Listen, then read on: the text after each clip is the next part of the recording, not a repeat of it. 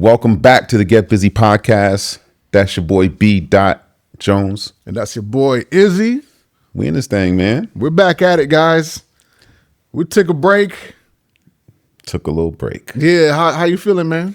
Man, I feel good. I feel great.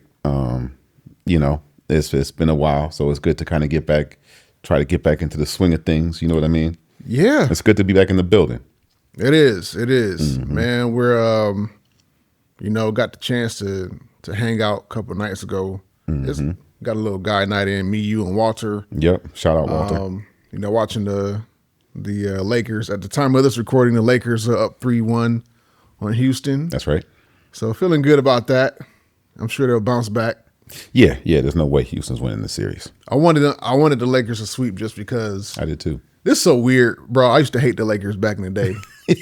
I came over with LeBron like a lot of people did, but Laker fans are some of the most obnoxious people on planet Earth, followed by New York Knicks fans. Whoa. Y'all been quiet for a while until a couple of years ago. Y'all started getting good, and it's like, we almost forgot about y'all. And it's like, oh God, the Knicks people. And the crazy thing is, man, like all the noise, but for no accomplishments. Yeah. You know what I mean? And I'm a Knicks fan. But we, it's a lot of barking and no biting, man. We need to get a championship. Y'all wilding out when y'all went to the conference finals, man. Y'all climbing up light poles. I thought y'all was gonna have a parade. Like, you might as well. They almost did have a parade. They started naming streets after mugs. You know what I'm saying? Oh my God. Josh Hart Avenue and Jalen Brunson, Lane and stuff like that. It's like, man, these ain't even. But so that is wild. That is wild. New Yorkers. I'm not mad at it though. We love y'all. But yeah, man. So the Knicks and Hawks. I wore my shirt today just because I should have brought my real hat. I got the back, man, and I had the Knicks hat too. I just bought a new one. Yeah. So they're tied 2-2 right now. What you thinking? The series. How you think it's going to play out? I think that the inexperience of the Hawks in this position is going to show up when it comes to these last two games. CJ McCollum is there. He's got a lot of experience. Yeah.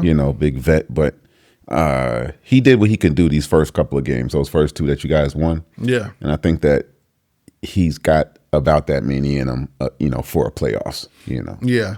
I like this Hawks team. They're young. They're, pretty newly formed. Yeah. But it's one of those, it's like the Hawks team from a couple of years back that was really good when we had Josh Smith and Jay Smooth and Joe Johnson and right kind of after Joe Johnson. So this is the one who we had: Kyle Korver, Jeff Teague, yeah. Al Horford. A couple of those, it was no real superstar. Mm-hmm. So was Childress on that team? No, this is after him. Childress. Okay. And so it's kind of like, it reminds me of that Detroit team that won the championship back in the day. It wasn't like the one leader. Yeah. Everybody done by committee. Yeah, everybody had the green light. So I like those teams because you never know, somebody could step up. So just like with the Hawks, man, you don't know who's gonna. They got a great squad, man. A bunch of young talent. Yeah, and New York does too. So I said it. I was like, man, it's gonna go 7 games. I hope not. I think I'm looking at 6. Looking at 6? I'm looking at 6. You know what I mean? We're at 4 right now. Let's just go ahead and get it over with. And it ain't gonna be that easy, brother. It's real easy to say when you got your T-shirt on, but we'll see how you feel after the night. That's all I'm saying. All right, we'll see. Game 5. Hopefully, we'll still have a podcast together. Those Knicks fans get real emotional. Shoot, we're used to being disappointed. You know what I'm saying? It's like, yeah, whatever. I'm gonna be honest with you, man. I kind of had to detach myself from sports altogether because I was that person that it was impacting my day. You know what I'm saying? And Me too. So I took a strong step back, and I just started appreciating the sport, especially with basketball, right? Because I was so in on the Knicks that, man, when they traded Patrick Ewing, if I was not a child living in my mom's house, I might have burnt the house to the ground. I was so pissed off. Yeah. When they sent him to, I think it was Seattle or something ridiculous, right? Seattle, yeah. And then I'm not gonna get into it. That's a story for another day. Yeah, for sure. I had to really, really change my thought process. Yeah, but I mean, Ewing, he's considered, he's a Knick lifer. You know what I'm saying? Yeah, for sure. Yeah, for sure. Seattle doesn't get any claim. Not at all. He doesn't have not at all. It's just it was the reality that the level of disappointment, right? Because there was so many. There was the layup that got blocked. There was the layup that missed. There were all these moments. Jordan was out for a couple of years. You still couldn't get the job done. You know what I mean? Oh, yeah. Then you follow up with Allen Houston, and Steve Francis ends up coming out there. You got Carmelo Anthony. You got a bunch of people. Amari. Like there's a bunch of opportunities, but we just never. And so when it got to that point where it's like, after you believe and start buying in and you're watching the games, you're watching every game, and you wake up in the morning. And I was literally waking up in the morning, going to bed, mad, like, man, screw it, go to bed, wake up in the morning. And I'll wake up in the morning, I'll still be mad. You know what I'm saying? Like, yeah. Man, he's bum behind Knicks. You know what I'm saying? It's like, when you're waking up the next day and you still mad because your team lost, like, that's a problem, bro. Yeah. It ain't got nothing to do with you. It's a game. Yeah, they ain't paying me. I was the same way. Paying me at all. When the Cavs lost to Golden State the first time they played each other, and Kyrie and Kevin Love got injured. Yeah, I wasn't watching. I cut off ESPN for like 2 months after that. I didn't want to see no highlights, no nothing. People talking about it. No, that's real. You know what I'm saying? Oh man, 'cause Steph Curry quoted this Bible verse. I don't care about no Steph Curry or his Bible verse. You know what I'm saying? Like, I don't hear nothing. And so the next year, like when Cavs did win, I didn't watch that game. Yeah, too nail biting. Yeah. I think you ended up texting me. I think Jimmy had texted me. He like, congratulations. I was like, wait, what? And so then I watched it later. Like, and I have no regrets from doing that. Yeah, no regrets. I got to watch the game. Like, and kept your heart where it was supposed to be. You know what I'm saying? Man. So I was like, I'm a little bit too invested. You got the grades, but it might have put a little baldness in there if you would watch that game. Yeah, so you did the right thing. Thanks for pointing out my baldness coming through. Thank you. Oh man, it still looks like a headful to me, bro. If you look at it from the top angle, you can kind of see it. Oh, that's where it starts. It was softening up a little bit. So it is what it is. Hey, welcome to the club. Yeah. But yeah, man, like we said, we took a couple of several months off of the podcast, and so and there was a very a lot of times there are excuses, and then other times there's reasons. This is definitely a reason. Yeah. So we're going to get into that. Yeah. So that being said, dealing with this season right now, right? Mm-hmm. We're coming out of the season of taking care of my mom, and for everybody that doesn't know, my mom passed away on March 16th of this year, and she had been battling ALS, which is a very devastating disease, which I didn't know really anything about. I didn't either. Before she got diagnosed with it. And I had even forgotten that there was an ice bucket challenge, and that's what the ice challenge, when people were dumping ice on it, right? I had no idea what that even was. It's like when something doesn't really impact you, you just kind of hear it, you know what I'm saying, and then just move on without really, you know what I mean? Yeah, even during that ALS ice bucket challenge, looking at all the celebrities, I didn't want to go try to find out what ALS was. I didn't either. Yeah, it's like a disease that affected people. Like there's hundreds of diseases out there. Like, okay, that's cool. And you hear about them, you see the wristbands or the particular colors for this thing or that thing, And if you're not the one that's dealing with it, it usually doesn't impact you in the same way, Yeah.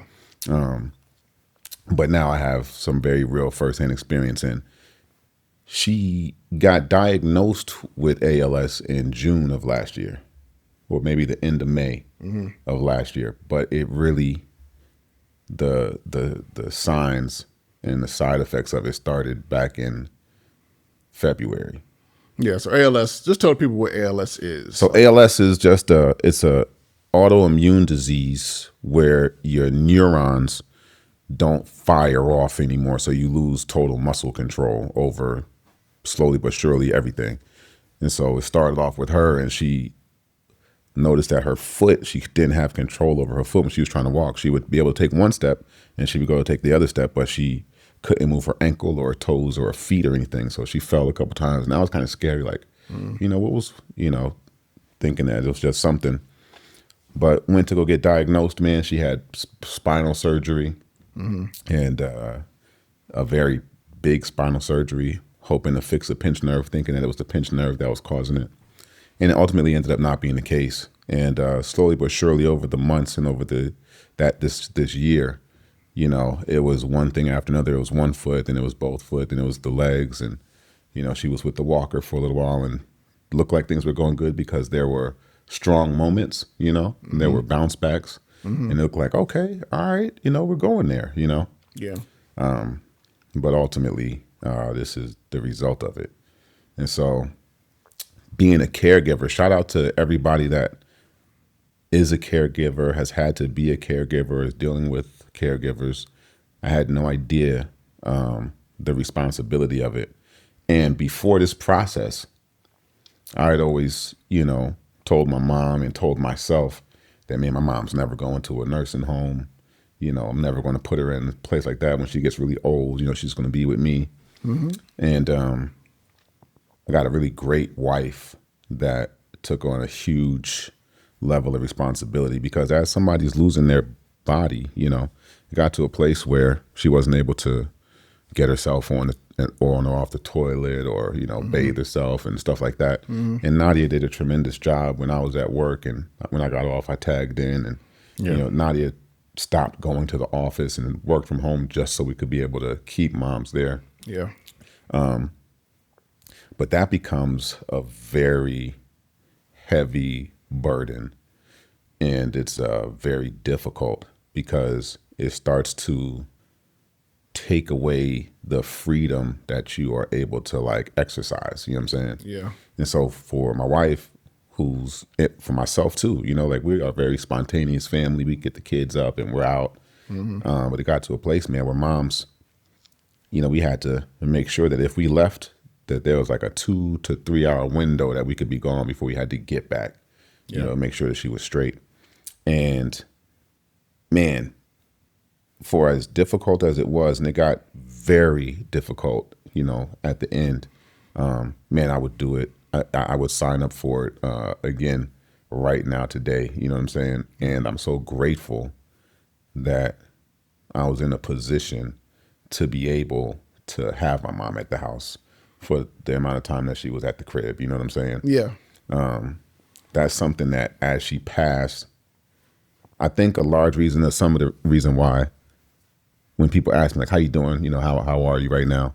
I'm like, I'm good. You know, like there's definitely very difficult moments, but one of the things that really gives me comfort is the fact that she was at the house. You know what I'm saying? The fact that I was able to see her every day, the fact that my kids, her grandkids, were able to see her. You know, we kept her involved. She was helping the kids with homework every day after school. You know, just the things to kind of keep her going, keep her not thinking about what it was that she was faced with, you know?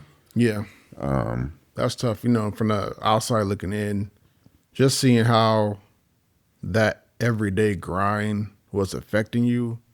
And I got to witness some of it, just, you know, helping her kind of early on. She could still, there's levels to like her movement, even when she was in a wheelchair, and then we went to go pick her up from that, the care facility. And just because when you talk, it's like, okay, you gotta, you know, help her in and out the car, and it's like, but you can't go too fast because it's still like painful, and so you gotta be really gentle and really slow, and you need several people, and it's like it's the details of it was so something that I wouldn't think about unless I was there to see it. And just like the emotional part of it with your mom. Because, you know, you telling me that she's never in the house. Like, yeah, she was very super independent, and like she was a busybody in a good way. You know what I mean? For sure. There was, I think I told you, you know, there was never even 48 hours that she sat at home just by, you know, at the crib. She was at the supermarket or definitely at church or at somebody's house or going to go. She was out. She was going to go do something. You know what I mean? Yeah. Drive around the mountains, just whatever it was. You know what I'm saying? She loved to really live life. She looked at home. She wanted to make sure that her home was a comfortable space and a comfortable place, but the life that she lived was amongst people. You know what I'm saying? Yeah. And so it was difficult for her to be shut down. Yeah, you're trapped in your house now, trapped in your room. You know, but and even like with the the wheelchair ramp. Like that was such an ordeal. Yeah. Getting that, like, in the, the people that was making that difficult, like, I was getting mad. You know what I'm saying? It was like, dang, because I wanted just getting her the wheelchair she got is like heavy, like getting up and down the stairs. That's like, I think me and you was doing it. Me, Ali, and just, what I mean? It's just like it's hard, man. It's like, yeah, trying to pick somebody up in a wheelchair, you know what I'm saying? Yeah. Like, and walk them up the stairs instead of having like a handicap accessible ramp, you know what I mean? Yeah. And it's like, it's the little things that you don't think about until you're dealing with it. It's like, you know this what I would mean? be so much better if we had this, and then Right. And then, like you said, the emotional and mental tax, like for her, because she didn't want to be a burden, you know what I mean? And she felt bad for being in the situation, you know what I'm saying? Yes. And for needing the help and for, you know what I mean? So when we're getting her up, she's disappointed in the circumstances and feels bad, you know what I'm saying? Yeah. But she was still trying to be strong the whole time. That's one thing, man, that, I'm really grateful for, is that through it all, I've seen people deal with tough stuff and they don't always deal with it the best way, Yeah. And a lot of it is justified to an extent, right? Understandably so, man. Understandable, Like, right? You deal. I've seen people curse God and be upset, when it comes to loss, or when it comes to, in any capacity, there's still a form of loss. I was listening to your mom's podcast, and she was talking about loss and grief, and she mentioned about how a guy that she was speaking to was kind of giving her some advice about grief, and I didn't think about the fact that I was dealing with grief for my mom's loss also, even while she was still here. And it wasn't because she was gone, but it was because she had lost something, you know what I'm saying, that she was used to, you know what I'm saying? So she was dealing with loss even in her still being here, you know what I'm saying? Yeah. And I think a lot of times for people, we deal with grief in different ways, and it doesn't always have to be accompanied with the way that we always think about it, just death. You know what I mean? Yeah.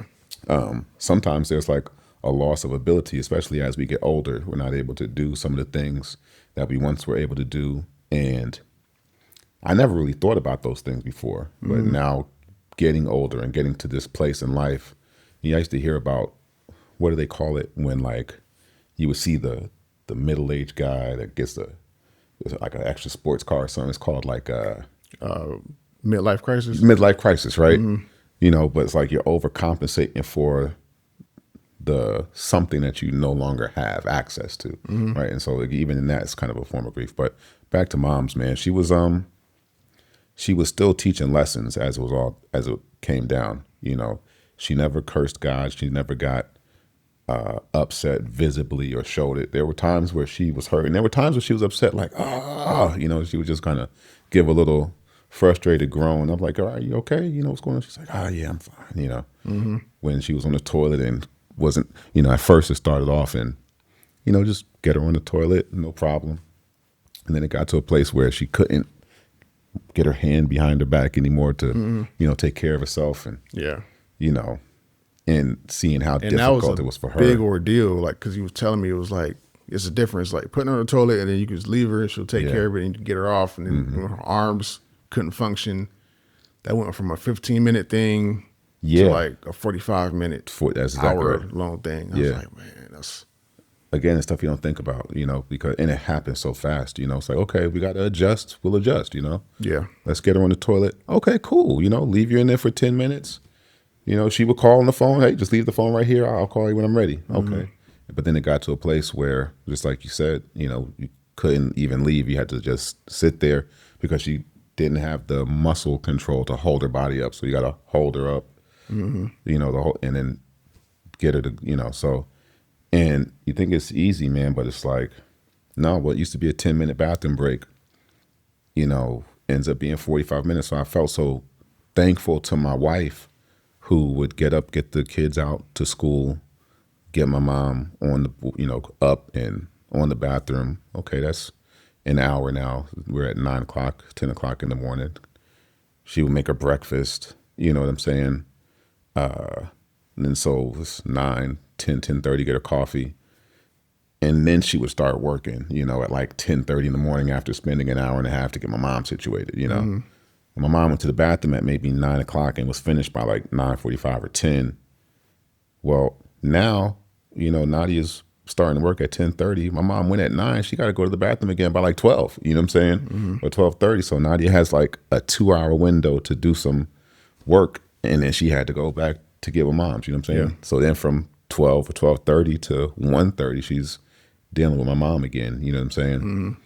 And then she would try to go back to work at 1:30, and then it's, I got to go pick up, my daughter from kindergarten, you know what I'm saying? So it's like she really had to take a big hit, the sacrifice of her time and freedom of not being able to like go push our business to do anything or, just go get a mani-pedi, you know what I'm saying, through the day or get her hair done, which might take 4 hours. She wants to get it done, during the weekdays when we don't have a whole bunch of stuff planned. Well, now she can't because my mom can't be gone for that long. So, again, shout out to the caregivers because it does become very difficult a lot of times in some of these more extreme situations. Yeah. And also, man, just shout out to the people that have to deal with that because I did not empathize before. I thought that I could imagine it, and I couldn't. And I started feeling bad on the inside because I'm grateful that God didn't really allow this to take place. Because, like I told you, I always told myself I'm not putting my mom in a nursing home. But it got to a place where it was like, okay, like, she went to the hospital, her blood pressure spiked up, and she didn't make it back from the hospital. She was there for almost 2 months, like a month and a half or something like that. Yeah. But it got to a place where when she was in the hospital and we were trying to transition her back to the house, where it was like, it's no longer possible. You know what I'm saying? It was going to be a situation where Nadia where we were going to have to be feeding her, changing her, making sure that we flipped her left and right every hour and a half to 2 hours to keep her from having bed sores and stuff like that. We just didn't have the capability to be able to take care of her at the crib and trying to get somebody to come in.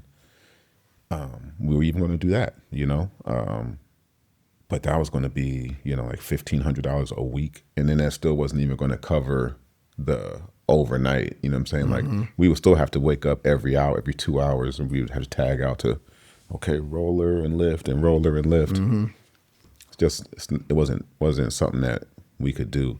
And that really hit me in a place because I always told myself that like, no matter what, I'm not going to do that to my moms, you know what I'm saying?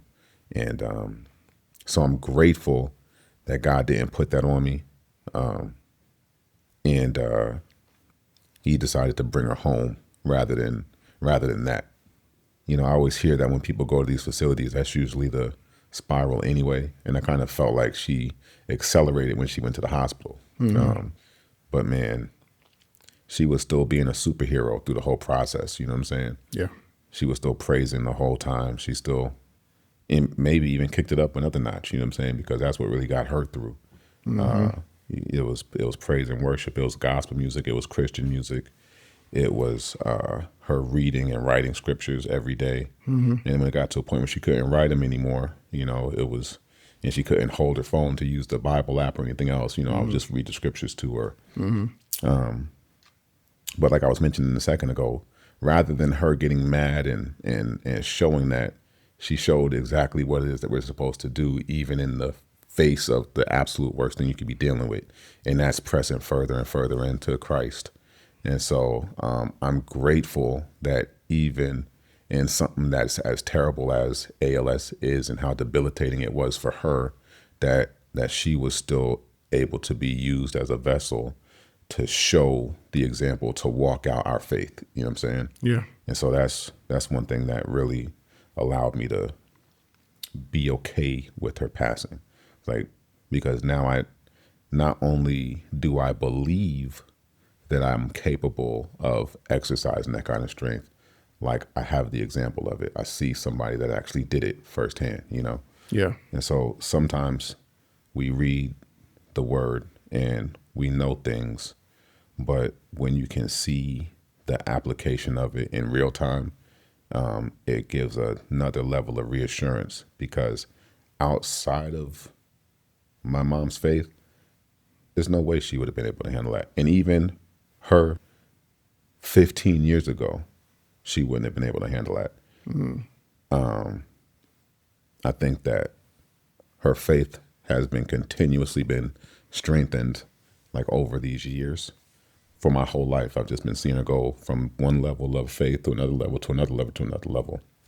And I think that she was upgraded enough to be able to handle this diagnosis. Yeah. But I don't know if Trudy Haskell from 1999, who had just finished smoking cigarettes and would still drop some F-bombs on you, was the one that would have been able to handle this. You know what I'm saying? Yeah. So we're just grateful for that. For sure. No, she became, a living sermon. When she couldn't read for herself or do for herself, but she still kept, like you said, grew closer to God. So that was amazing to see. Also, like your family members that came around. Saying your pops came in. He swooped in, man. Right on time. He came and stayed with us for several months to really lighten the load and to give a level of companionship, to my mom. And so that's such a blessing, man, because they were never married, but they still remained who they were to each other. You know what I mean? Yeah. And so for him to be able to come in and honestly give her companionship and to give us a little bit of like wiggle room, you know what I mean? Yeah.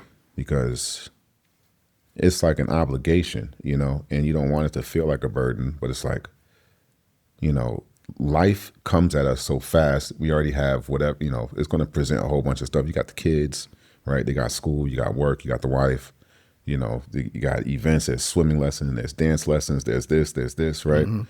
But then moms needs some time and attention too. You know what I'm saying? Yeah. And so it's like, okay, I wake up, I'm out the house by 5:30 in the morning. You know what I mean? I get back home, it's 5 o'clock in the afternoon, or 6 or 7 maybe. And it's, hey, daddy, Yeah. But then my wife's been taking care of my mom all day, right? So I got to tag in, and but the kids are like, hey, it's bedtime, bath time. You know what I'm saying? We need bedtime stories. We need to keep our routine kind of going. And it's so it becomes like, okay, well, I got to do this, and now I got to go get down here and make sure I can do this with my mom. And so when my dad came in, he could let my wife breathe a little bit. He wasn't able to get on the toilet and do stuff like that, but just so that my mom could have somebody else there to talk to, you know what I'm saying? To bounce some ideas with, to talk junk with. They were talking junk back and forth. Yeah. So that was great, man. He's came in like a superhero to be with the kids, with the grandkids and stuff too. And so, and even right now, like he's, about to head out in a couple of weeks. Well, actually like next week. But he was able to be here for, the service, and also to help us kind of get back to a place of normalcy. But not just my dad, man. He came in the biggest capacity, but everybody that's really shown up and shown out in a magnificent way. I got the greatest family support group and friend group of any person on this earth. It's really extraordinary. You know what I'm saying? Yeah. I appreciate you. You took my moms to the doctor when I wasn't able to be there. You and Ali, I think Aunt Blondie came with you guys that time.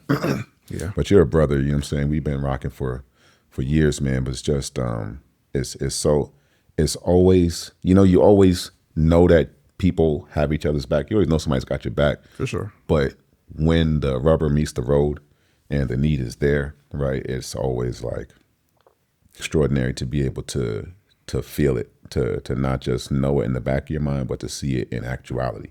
Yeah. You know what I'm saying? So yeah.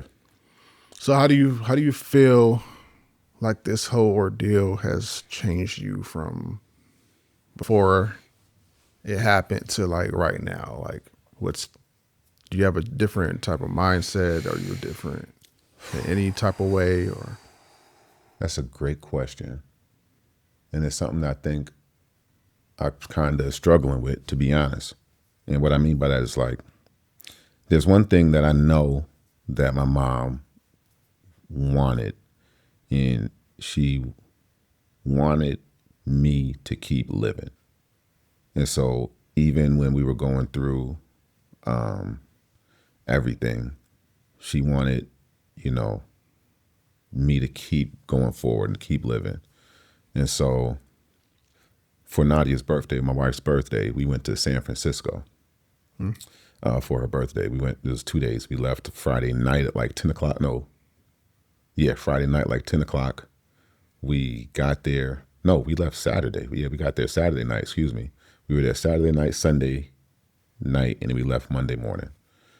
And I was real concerned about going. I was like, nah, you know. I was like, but she should be all right. You know, my mind like, okay, well, she's situated. She's at the hospital. And she was at the hospital. It was like a long-term stay situation. She was. It was no longer an emergency. She wasn't in an emergency setting.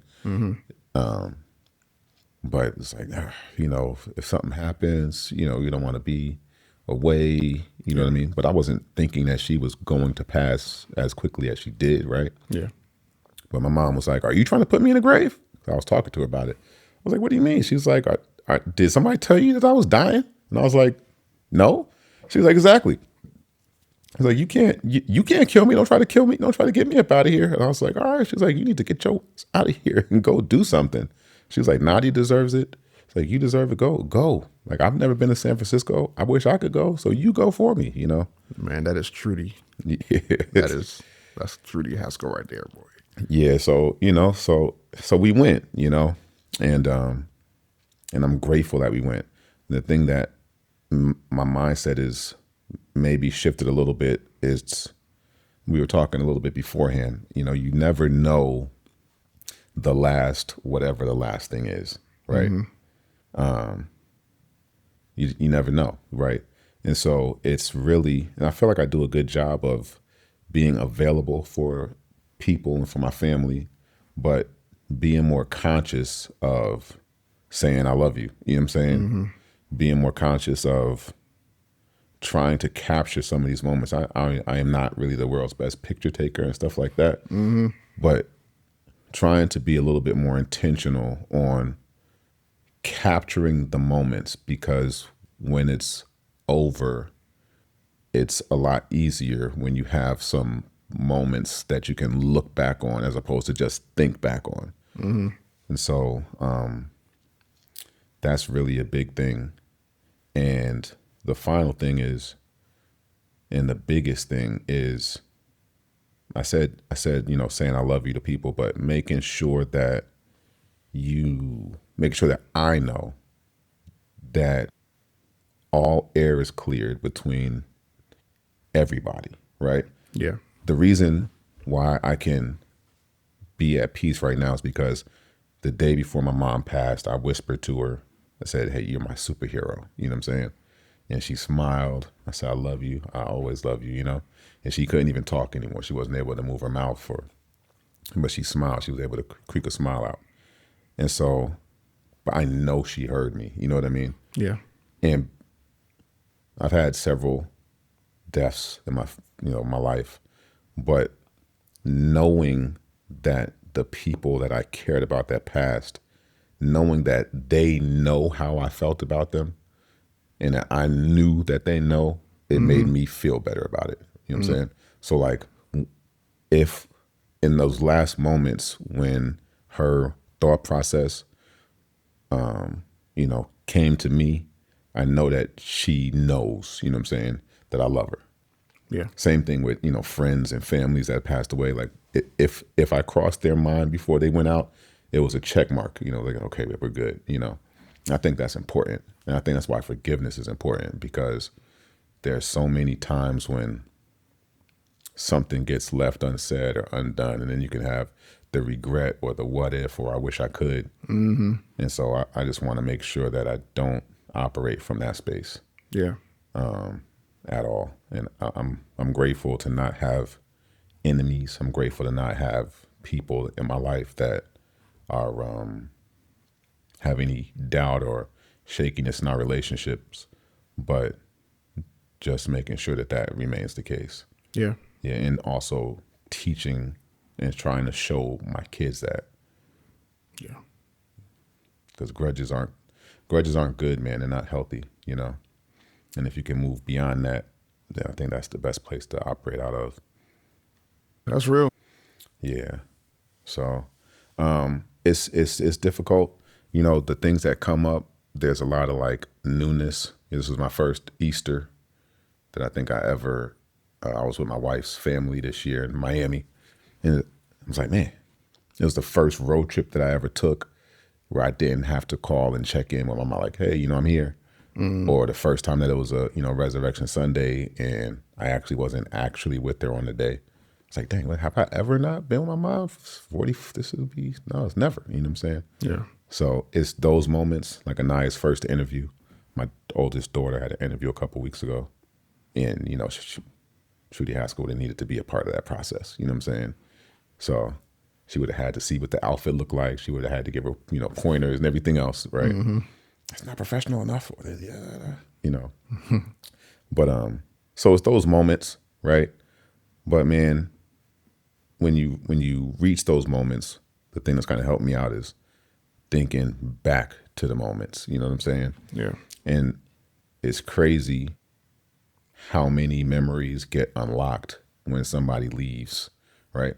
It's like all sorts of stuff I've been thinking about or that I've been reminded of or that have given me like a little boost of love or comfort, you know what I'm saying? Yeah. That under normal circumstances I wouldn't have been thinking about at all, you know what I mean? Mm-hmm. So grateful for that, man. God is good, bro. Like I don't understand, how you operate with any level of hope in this world if you don't know God in your life. Yeah. I just don't know how you do it. It's tough. Yeah, man. So yeah, I feel like there's so much to say. You did the podcast last year for Mother's Day with your moms, and that was at the beginning of the decline for my mom, right? Wanted to get her over here for the Mother's Day pod. We talked about it and was trying to plan to see how difficult it was going to be to get here. Yeah. And she didn't want pride. She didn't want people to see her. We came over was that Juneteenth? Yeah, Juneteenth. Mm-hmm. And that was like a big deal, trying to get her, and she ended up having a good time when she got here, but she had to pause at the front door, Yeah. She broke down, was crying, like, I just don't, want anybody to see me like that, you know what I mean? Really? I didn't know. Yeah, because she was trying to go with the walker and couldn't do it. And just trying to get her up and in there, man. So it was difficult, man. But I forgot where I was even going with that. I don't even remember. Yeah, that's cool. Yeah, that's kind of what. I was saying like, that's the other thing to learn, right? That is the biggest thing. You asked the question, what's something that you've learned from this? The biggest thing that I've learned from it is do not put off what it is that you want to do or that you need to do to tomorrow. Because I told myself, okay, we'll just get the Mother's Day on the next go around. You know what I'm saying? Okay, we just do this on the next time. When the opportunity is there, when it's presented to you and it's the right thing to do, just do it, right? Yeah. If you have any opportunity or capability of doing it, just do it, because that saying that tomorrow's not promised is so cliche and we all know it, you know what I mean? But now I'm like, damn, I just wish that I would have had that to look back on, you know what I'm saying? Yeah. Like I watched your mom's interview when you did that, and I was like, this is an amazing interview, and you were able to capture your mom and your dad in this space. Yeah. And this is something that my mom was very proud of us for starting it, and I didn't make the strong enough effort to get her here at that point, thinking that I had more time. And I don't necessarily regret it, because I know she would have been uncomfortable trying it, but I could have pushed the issue, and that would have given me a little bit more like comfort, because now I'm like finding videos of her in the kitchen with my kids and, you know, things at the family reunion and stuff like that were just candid shots. And that's great, you know, but to have been able to sit down with her, you know, and ask some of the questions that I had on my heart, you know what I'm saying? And to be able to have it captured instead of just trying to remember it. I think that she deserved that, you know? And Yeah. so that's the thing that going forward, that I will not do or make that mistake again. You know what I'm saying? It's pressing forward and it's capitalizing on the moments that are in front of you. And I thought that I knew that before, but I have a much different level of understanding with it now. Yeah. So yeah. Yeah, man. You know, her funeral was beautiful. Just to see all the people who loved her, you know, the people that she affected. You know, she lived her life well, you know. You know, she had that brashness about her, that no sugarcoating. Just she'll tell you, you knew how she felt about you. Yeah. You knew Trudy. You know what I'm saying? And you know, struck a little fear, man. I was a little scared of your mom back in the day. You know, Man, everybody was. It's like all my friends, you know what I'm saying? She was that mom for sure. Yeah, she was her. And you know, I was glad to just be able to know her. That's, you know, I always called her my second mom. And you know, she had a lot of extra sons, you know what I'm saying, a lot of, you know, friends in our circle. And you know, it's I think the goal is, we don't know when we're going to go. Correct. You know what I'm saying? So many people were praying for her healing. We even saw miracles in that, and just, you know, the doctors were perplexed on, like, she should have been way farther decline than she was, and they had no idea what was going on. Like, why are you still functional at this point? And you know, I think that's because of the prayers that she was getting. But you know, the reality is, this body is a tent.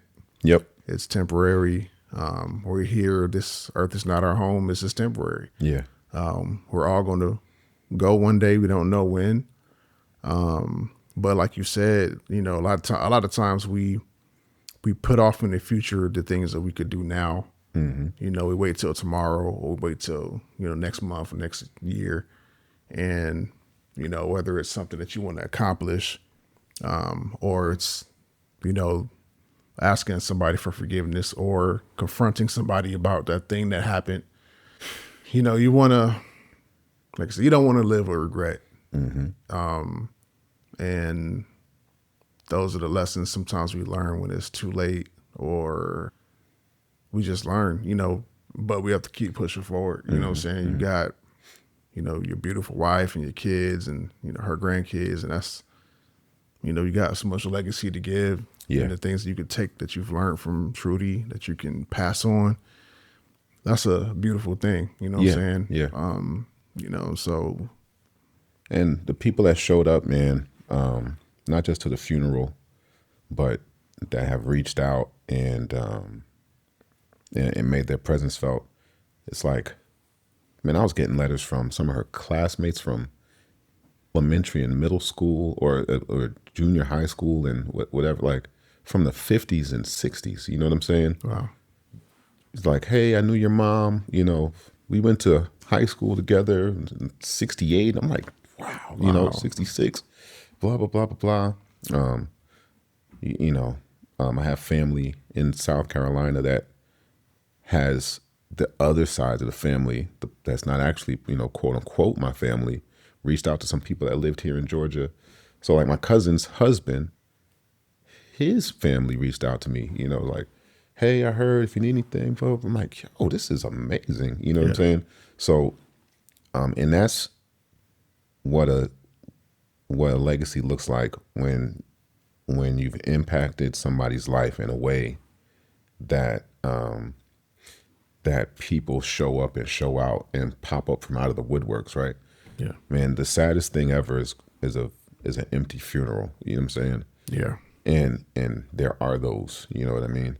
And so I'm just grateful for the impact and the person that she is, to all of us, even still, because she's gone, from here, but she's still in our hearts. You know what I mean? Yeah.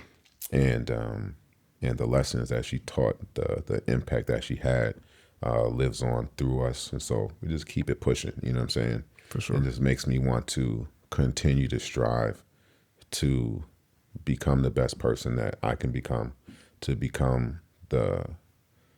continue to walk in what it is that God is calling me towards. You know what I'm saying? Mm-hmm.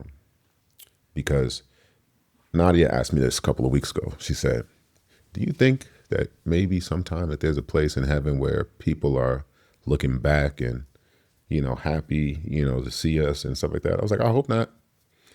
She was like, wait, what? I was like, I hope, my idea is that it's so great that they don't even think about here anymore. They might be happy when we get back there, but I hope that they don't want to come see, Yeah. She was like, oh, I never thought about it like that. But man, I kind of hope so still. I was like, yeah, you can still hope so too. That's cool. You know what I'm saying? Yeah. There's no wrong answer. You know what I mean? But my vision of heaven has been upgraded. I don't know if I told you this before, but I didn't really think about heaven before, Like, a lot of family members passed, and I've always hoped, you know what I'm saying? I believe that it's there, but I didn't spend a lot of time thinking about it. To me, being a Christian was this side of life benefits of being a Christian was already way more than enough reason. You know what I'm saying? Like, even if there was nothing after this, walking a life of following Christ is hands down the best answer that there is for your life on this side of it. For sure. Everything else to me was just like biscuits and gravy. You know what I'm saying? It's just like, that's the cake and the dessert and everything else. So that's great. But now that my mom has passed, even with my aunts and cousins and friends, but now that my mom has passed, it's like, all right, Lord, I need that heaven. I need that heaven to be everything that you said it was. You know what I'm saying? Yeah. Yeah. So, and I'm grateful for that because, like I said, I just never viewed it through any lens. But now it's like, I am very hopeful for it. Before I was like, yeah, whatever. Like, I mean, I'm gonna get, I'm gonna die and I'm gonna go to heaven. Now it's like, no, I got to see my mom's again. You know what I'm saying? Mm-hmm. So, yeah. Man, wow. Well, I guess that's it, man. That's Yeah. that's a lot, but that's a beautiful thing. Yeah, I know a lot of people have, going through, the death of loved ones like I did last year, and you more recently, and having to be a caregiver, and yeah, it's a tough life, and sometimes, but that's why we have each other, man. Like, Yeah. I was able to lean on you when Herman passed, and you was able to lean on me when your mom was going through it, and when she passed, and just the importance of community and people around us, man, helps us get through these tough times. So, never try to do life by yourself. That's the key right there. You got to keep people around you, what I'm saying, and open your eyes and look at the people that love you, and man, just accept the help that's available. Yeah. Sometimes we block the blessings that are right there, ready and willing to help us. Yeah. Just because we don't want to be a burden, or don't want to, not even from like a bad place of like doing the wrong thing to block the blessing, but sometimes just not being willing to accept it, Yeah. Yeah. So my suggestion is, just to anybody, what you said, man, that community is, you're not making it very far, in this life the right way, mentally, emotionally, spiritually, without community. Yeah. That's real. Yeah. All right. Well, that's all we got, guys. Thank y'all so much for tuning back in. We're going to be back on it with these episodes. And for sure. Yeah, we'll see y'all in the next one. Peace. Peace.